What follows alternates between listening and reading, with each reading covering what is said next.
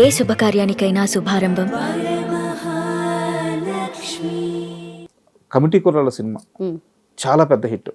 అంటే ఇండస్ట్రీ మొత్తం ఒక్కసారిగా అటు తిరిగి చూసింది, ఎవరి 11 మంది ఎవరి ఆర్టిస్టులు అని చెప్పేసి. మంచి కథ. మీది వచ్చేసి చాలా మంచి రోల్, ఎమోషనల్ రోల్. ఆ సినిమా సక్సెస్ తర్వాత చిరంజీవి గారు అందరిని పిలిచారు. అందరూ వెళ్ళి చిరంజీవి గారిని కలిసి ఆయనతో ఫోటో దిగి ఒక మంచి మెమరీ. యాక్చువల్గా ఆ రోజు మీరు కూడా వెళ్ళాలి. నాకెవరు నన్ను పిలవలేదండి, నన్ను ఎవరు పిలవలేదు. యాక్చువల్లీ మా ప్రసాద్ బెహ్రా ఏమన్నాడు, చిరంజీవి సార్ దగ్గరికి పోతున్నారని నాకెవరో చెప్పలేదు. ఇట్లా నన్ను పిలుచుంటే నేను చిరంజీవి సార్ దగ్గరికి ఎవరు పోకుండా ఉంటారండి. మా ముందు వెలిగిన ఒక పెద్ద హీరో అతను, తన ఇండస్ట్రీని ఓ రేంజ్లో నిలబెట్టిన వ్యక్తి. ఆయన అంటే నాకు చాలా అభిమానం, మా గురువు గారు. ఆయన దగ్గరికి పోకుండా ఎవరు ఉంటారు. బట్ నాకు ఇదేమంటే ఈవెంట్ ఉంటుంది కదా, సాంగ్ లాంచ్ ఈవెంట్లు, ఆ ఈవెంట్లకు పిలిస్తే నాకు భయం అని చెప్పాను మా ప్రసాద్ బెహ్రాతో. అరే ఈవెంట్లకు రావాలంటే నాకు ఏదో సిగ్గుగా ఉంటాను రా, నేను అక్కడ రావచ్చు కదనే, ఇన్నిసార్లు ఎప్పుడు ఇంట్లో ఎందుకుంటావు, ఇట్లా ఈవెంట్లో కనపడాలి కంటే బాబోయ్ పెద్ద పెద్దోళ్ళు వస్తారు, ఆ ఈవెంట్లో నాకు ఏదో టెన్షన్ ఉంటుందిరా, ఏం మాట్లాడాలి అర్థం కాదు, నువ్వేం మాట్లాడబోదు వచ్చి కూర్చోడాలని. బట్ నేను పోలేదు. ఒకసారి మాత్రం ఈ సినిమా అయిపోయిన తర్వాత నాగబాబు గారు ఈ అవార్డ్స్ లాగా ఇచ్చారన్నమాట. సినిమా కమిటీ కుర్రాళ్ళ సినిమా అయిపోయిన తర్వాత అక్కడికి వెళ్ళాను, కానీ వీళ్ళందరూ హీరోలందరూ పోయి లాంచ్ ఈవెంట్స్ జరిగేటప్పుడు నేను పోలేదు. మన అవార్డ్స్ మన ప్రసాద్ ల్యాబ్ లో అప్పుడు వెళ్ళాను. మళ్ళీ అప్పుడు వెళ్ళారు. కలవాలని ఉందా చిరంజీవి గారిని? అయ్యి ఎందుకుండదండి, ఈ క్షణమైనా ఉంటుంది. ఒక్కసారి మన నెల్లూరు యాసలో చిరంజీవి గారిని కలవాలని ఉందని ఒక్కసారి చెప్తారా? అయ్యా తప్పకుండా సార్, మిమ్మల్ని ఓపాలి, ఒక్కసారి వచ్చి ఒక్క ఫోటో తీసుకుంటారు సార్. ఉంటుందండి. అంటే మీకు ఒక విషయం చెప్పాలి. చిరంజీవి సార్ది డాడీ అనే ఒక సినిమా వచ్చింది. అప్పటికి నేను చాలా చిన్నపిల్లని. మా నాన్నమ్మ గారిని తీసుకొని, మా నాన్నగారు చనిపోయి ఉన్నారు. డాడీ అనే ఒక సినిమా వచ్చింది. మేము తాళ్లపూడి నుంచి ముత్తుకూరులో సినిమా థియేటర్స్ ఆడేవి, వాణి హాలు ఇలా థియేటర్స్ ఉండేవి. ఆ థియేటర్కి ఈ సినిమా చూడడానికి తాళ్లపూడి నుంచి ముత్తుకూరు వరకు నడిచెళ్ళామండి మేము. నడిచెళ్ళి అంటే ఇంటి దగ్గర ఈ డబ్బులు ఖర్చు పెట్టేస్తే థియేటర్కి ఉండవని చెప్పి మా నాన్నమ్మ గారు తీసుకెళ్లారు. మా నాన్నమ్మ తీసుకెళ్తే బిలో మధ్య తరగతి. అప్పటికి చిరంజీవి సార్ అంటే రేంజ్ అభిమానం మామూలు కాదు.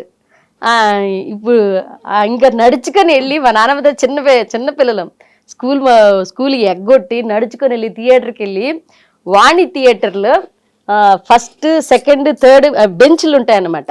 నేను వెళ్ళి కింద నేల టికెట్లు తీసుకొని కింద కూర్చొని చూసామని డాడీ సినిమా. మీకు ఇంత అభిమానం ఉంది కాబట్టి సార్ గారిని వీడియో చూస్తే ఖచ్చితంగా పిలుస్తారు. తప్పకుండా నేల టికెట్లు కూర్చొని, మా నాన్న చచ్చిపోయిన సిచ్యువేషన్ కదా, ఆ డాడీ సినిమా చూసిన తర్వాత నేను ఏడుపు, మా నాన్న గుర్తుకొచ్చి ఏడ్చి మా నాన్న ఒళ్ళు పడుకొని మళ్ళీ ఇక ఈ సినిమా అయిపోయిన తర్వాత అంటే నాకు ఉన్న ఆశ ఏంటంటే సౌందర్య గారిని కలవాలనుకున్నా. నేను రాక్తరికి భగవంతుడి దగ్గర అది అవ్వలేదు. నేను రాక్తరికి మేడం కాలం చేశారు. నాకు అదొక అసంతృప్తి అలా ఉండిపోయింది. ఇండస్ట్రీకి వచ్చాను, సౌందర్య గారితో ఒక ఫోటో ఫస్ట్లో అనుకునేదాన్ని, ఇండస్ట్రీకి రాకముందు అసలు సౌందర్య గారిని చూస్తానా, సౌందర్య గారు అంటే చాలా ఇష్టం, సౌందర్య గారిని చూస్తానా, సౌందర్య గారిని కలుస్తానా, నేను ఈవెంట్లు చేసుకునే అప్పుడు అనుకున్నాను.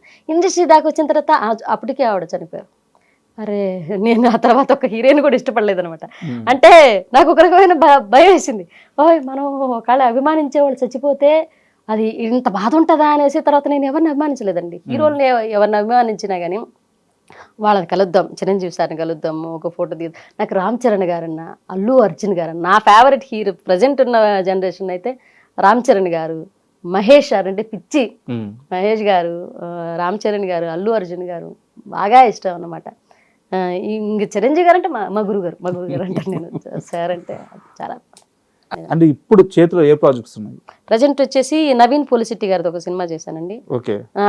రీసెంట్ గా చేశాను. మిత్రమండలి అయిపోయిన తర్వాత కమిటీ కుర్రాళ్ళు, మిత్రమండలి, లైలా, కా మూవీ వరుసగా ఒక 2024లోనే ఒకే సంవత్సరంలో 6 సినిమాలు చేశానండి. 6 సినిమాలు చేశాను. 1-2 రోజులు అయితే 6 సినిమాలు చేశాను. ఇయర్లో అయితే చాలా తక్కువ 2025లో. కానీ ఇయర్ ఎండింగ్కి వస్తున్న తర్వాత ఇప్పుడు సినిమాలు వస్తున్నాయి. నిన్న కూడా ఒక సినిమా ఆఫర్ వచ్చింది. రీసెంట్ గా ఐశ్వర్య రాజేష్ గారు వస్తున్నారు కదా, ఆవిడ సినిమా ఒకటి స్టార్ట్ అవుతుంది. నిన్న వచ్చిన కాల్ అది. దాంట్లో 12 రోజులు అడుగున్నారండి. సూపర్ నెక్స్ట్ మంత్ డేట్లు కూడా చెప్పున్నారు. అది సూపర్. అదొకటి ఉంది. ఆ తర్వాత ఒడిశాలో ఒక మూవీ, ఒడిశాలో షూటింగ్ అంట, అది 5 రోజులు, అది చెప్పున్నారు. దానికి దీనికి క్లాష్ అయితే అదన్నా ఒప్పుకుంటా, ఇదన్నా ఒప్పుకుంటా. ఇంకా డేట్లు month, next month shooting. And serials ఉన్నాయి చేతిలో? సీరియల్స్ ప్రజెంట్ అయితే ఏం చేయట్లేదండి. సీరియల్స్ ఎందుకు చేయట్లేదంటే, ఒకసారి నేను పొరపాటుగా 2 సీరియల్స్ ఒకేసారి ఒప్పేసుకున్నాను. ఆ 2 సీరియల్ డేట్లు ఉన్నప్పుడే సినిమా చెప్పేవాళ్ళు అనమాట. ఓకే. ఒక సీరియల్ నడుస్తోంది, ఏముండో శ్రీమతి గారు అనేసి, జెమినీలో ఒక సీరియల్ నడిచేది. అది ప్రభాకర్ అన్నాడు ప్రొడక్షన్. ప్రభాకర్ అన్న చాలా అమ్మ చెల్లి అని చెప్పి చాలా అభిమానిస్తారండి. పిలిచి మరీ నాకు స్టార్ మాలో ఒక సీరియల్ నడిచేదండి.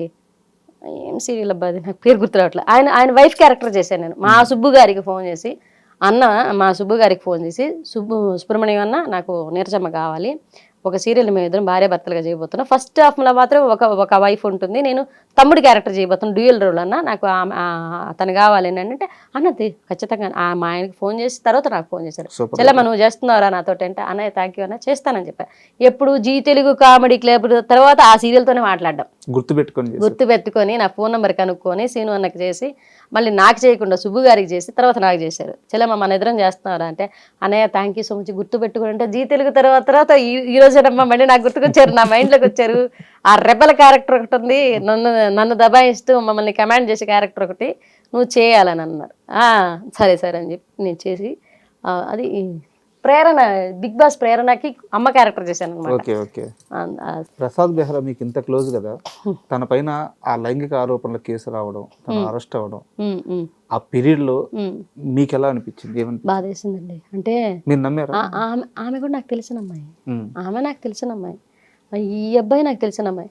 ఆమెతో నేను మాట్లాడి, అంటే వాళ్ళ వ్యక్తిగత జీవితాలు నేను ఇప్పుడు మీడియా ముందు కూడా మాట్లాడకూడదు, బట్ వాళ్ళిద్దరూ నాకు తెలుసు, నాకు తెలుసు. నేను ఆమెతో మాట్లాడాను అనమాట. కాదురా ఎప్పుడు, ఆ రోజు నేను షూట్కి అసలు వెళ్ళలేదు, వాళ్ళిద్దరు గొడవ జరిగిన రోజు. నా పోర్షన్ అయిపోయింది అక్కడతోటి. ఆ సిరీస్లో నేను ఉన్నాను, ఆ ముందు సిరీస్లోనే, ఆ సిరీస్లోనే నేను ఉన్నాను, నాది అయిపోయింది, నేను వచ్చేసాను. ముందు తర్వాత వాళ్ళు చెప్పాడు, ప్రసాద్ బెహ్రాకి తనకి హీరోయిన్కి గొడవ జరిగింది, ఆమె కేసు పెట్టింది. అదేంట్రా కేసు పెట్టడం? నేను వెంటనే అమ్మాయికి మెసేజ్ చేసి, కాల్ చేస్తే ఎత్తలే, మెసేజ్ చేశాను.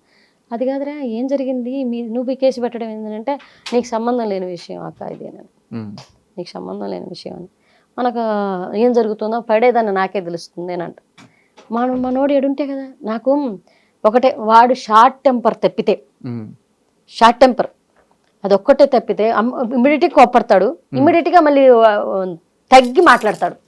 ఎవరినైతే కోప్పడతాడో మళ్ళీ వాడికి క్షమాపణ చెప్తాడు. ఎవరినై వాడు స్ట్రగుల్లో ఉన్నప్పుడు, వాడు స్కిట్లో రాసేటప్పుడు ఎవరన్నా వచ్చి మాట్లాడుతాడే, జరగడే రాస్తుంటే ఏంట్రా మీ గొడవ అంటాడు. వెంటనే రే రాస్తున్నారా ప్లీజ్ రాగండ్రా ఇంట్లో అంటే. ఇప్పుడు అది తప్పితే వాడి దగ్గర చూసిన నెగిటివ్ పాయింట్ ఏం లేదండి. మీరు మాట్లాడారా తను స్టేషన్కి వెళ్ళిన సమయంలో, లేకపోతే తిరిగి వచ్చిన సమయంలో?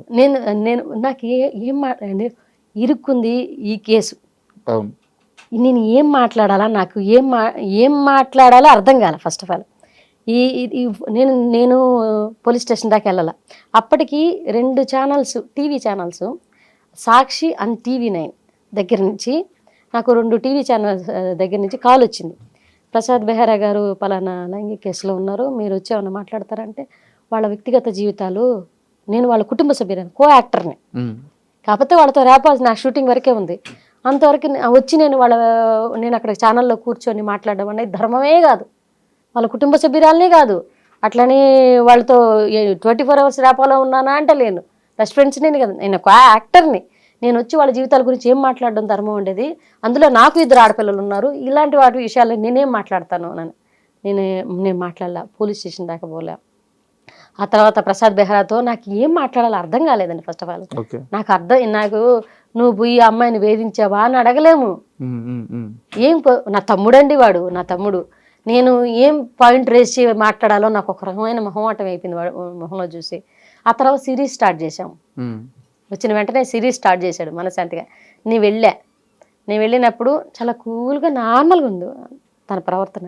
నేను కూర్చొని నాకేం మాట్లాడాలో తెలియలేదురా అంటే, వదిలేవే పర్లేదు.